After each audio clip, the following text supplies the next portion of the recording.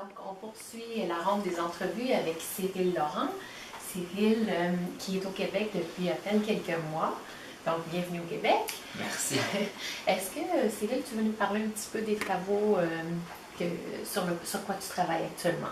Alors, actuellement, en fait, je travaille sur l'impact d'une cytokine, un messager du système immunitaire qu'on appelle l'IL-15, et en fait, son impact sur le développement de la sclérose en plaques. Donc, en fait, les cytokines, en fait, ce sont des messagers qui permettent au système immunitaire de communiquer entre eux. Et certains messagers vont avoir un impact plus délétère, en fait. Et donc, l'objectif, c'est plutôt d'essayer de comprendre, en fait, quel va être l'effet de cette cytokine, en fait, sur le développement de la maladie, sur son impact au niveau des symptômes cliniques, au niveau de l'infiltration des leucocytes au sein du cerveau.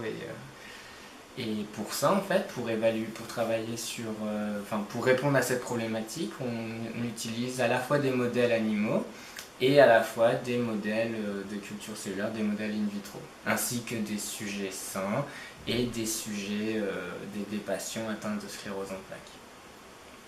Et quelles seront éventuellement les implications de ces travaux-là sur les personnes qui ont la sclérose en plaques?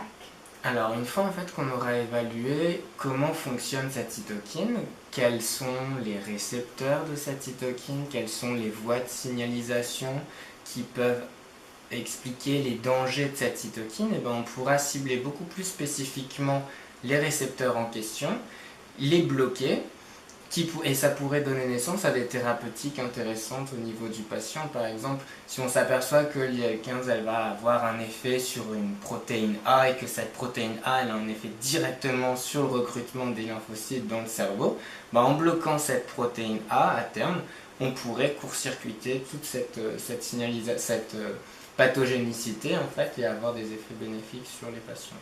Donc, ça pourrait mener au développement de thérapie ou de traitement qui serait vraiment ciblé. Oui, bien sûr. C'est toujours l'objectif, en fait. Mais ça prend du temps. Oui. Donc, en parlant de temps, à quoi peut-on s'attendre dans les 2 à 5 prochaines années comme découverte? Qu'est-ce que toi, tu t'attends à ce qu'on ait comme connaissance supplémentaire?